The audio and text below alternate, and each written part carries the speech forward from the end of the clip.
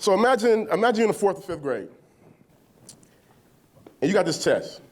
And you're super excited, but you're also nervous. Go to school, ace the test. On your way home, all you can think about is that moment when you share the test results with your parent. And so you running down the street. I was a little bit faster than that back then. I wasn't as fly though. And you get home, and you walk into the house, and you're like, Ma, check out my test. That was me, 4th grade, running in the house to share the test results with my mother. Instead of embracing me with the love and nourishment that children need to get through life, my mother turned and threw a pot at me with such force that it broke the tiles on the wall behind me. That's what it was like growing up in our household. On the outside looking in, we had the model for black middle-class America.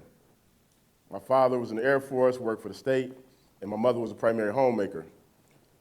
But what was happening on the inside of our home, which happens a lot in households throughout the nation, is that my mother was extremely abusive.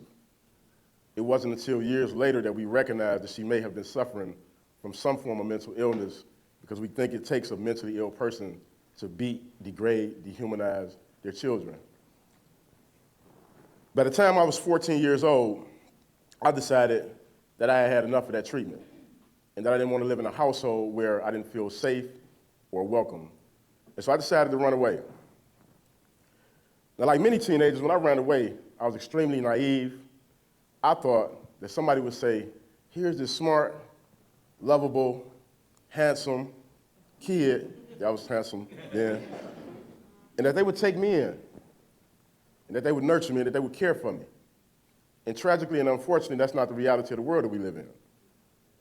And so for the next 2 weeks, I found myself sleeping in garages, in basements, my friends sneaking me food, hustling from the local store. And after 2 weeks, I realized that I was homeless, that I had nowhere to go. And it's that level of vulnerability that older, more seasoned street hustlers prey on. So when you see the young men and women out there in the community, you understand how they get manipulated into these situations. This is their story, and their story is my story. And so at 14 years old, I found myself deeply immersed in the crack cocaine trade. This is when crack first came to inner city in the Midwest. We had no idea how devastating this drug would be. But it didn't take nothing for 6 months for me to find out. In the first 6 months, my childhood friend was murdered. He was shot to death in front of a crack house at the age of 15. My older brother got shot in the neck and was temporarily paralyzed. My other brother ended up getting shot. And so this was the culture that I was in at 14 years old. Within 6 months, I found myself addicted to crack cocaine, which is said to be one of the most highly addictive drugs known to man. I was robbed at gunpoint, and I was beat nearly to death. And I remember when I got beat, I remember laying on the bathroom floor. It's cold, dingy, nasty, trifling bathroom floor of a crack house. And I remember asking myself this question: who would allow their child to live this type of existence? And sadly, the reality is a lot of people. And so despite those hardships and those adversities, I continued on in the culture. I was fortunate enough to be able to break the addiction on my own. And the craziest thing about breaking addiction, it was for the most superficial reasons you can imagine. It wasn't because I had like some profound epiphany, like, yo, I shouldn't be smoking crack. It was like, you know what? I'm spending more money on crack than I am on fly apparel, and I'm really not feeling this, right? So it was a trade-off. But I found myself back in that culture, and I continued to sell drugs for the next few years. And then at the age of 17, March 8th, 1990, woke up. I had like a slight hangover, which I shouldn't have had at 17, but don't judge me. And I remember getting up and saying, yo, I need to just kind of walk this off. And I walked outside, and my partner was pulling up. We stood outside, and we talked for a minute. And we walked down to the corner. We was just casually talking. And a car rolled up. And me and the driver exchanged eye contact. And then we exchanged words. And then in old school customary fashion, I invited him out the car for an old school scrap. This is what we did. I'm from the hood, I'm from Detroit, that's what we do. You fight, you live to see another day. But this was when the community began to change. And this is when we went from a neighborhood to a hood.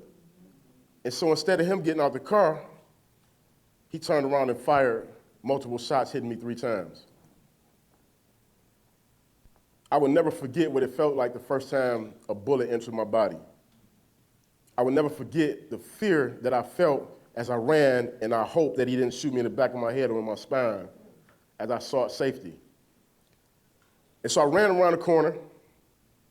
One of my other friends came out with a gun and escorted me back. And I remember sitting on the porch bleeding, and my friend trying to calm me down who had just got shot the year prior. So he knew all the ailments and all the things I was going to experience because he had already experienced them. And so as he's calming me down, and we waiting on the ambulance, which never came, I just remember thinking to myself, like, this pattern is so persistent in our lives. He ended up taking me to the hospital and dropped me off, and he kept it moving because he didn't want to be questioned. And I remember sitting in the hospital, and the police coming in, and they said, "Who shot you?" And I was like, "I don't know." And instead of asking me how I felt, what I was thinking, what I was processing, the officer was like, "This is what's wrong with y'all little niggas. And this is why you send your ass in the hospital right now, because when something happens, you don't want to speak up, you don't want to speak out." And I was like, well, thank you, officer. This is a great way to enter the hospital. But it was a systematic reality of what happens in inner city America. So the doctors came in, they pulled the bullets out, they patched me up, and within a couple of days, I was right back on the same block. Not one adult, not one professional, not one counselor, psychologist, therapist thought to say, "Hey, how do you feel? That shouldn't have happened to you. That's not normal behavior. Do you need a hug?" And so what I carried back to my block was this volatile cocktail of emotions. I was angry, I was bitter, I was distrustful, I was paranoid, I was afraid. And I remember this narrative that I began to tell myself, because stories matter. See, the things that we tell ourselves become our reality. And we talk those things into existence. So I remember telling myself that I'm not going to allow anybody else to shoot me. And that went from, I'm not going to allow anybody else to shoot me, that if I found myself in a conflict, I'm going to shoot first. And so that became a dominant narrative as I began to carry a gun with me every day. I don't care what I was doing. If I was eating breakfast, I had a gun right there on the table. If I was in the bathroom, I had a gun right there on the sink. If I was asleep or doing other things in beds, it was a gun somewhere nearby. Because that was my reality. No matter where I went, I felt like I had to carry a gun with me. And the more I carried, the more I told myself that story, that if I found myself in conflict, I would shoot first.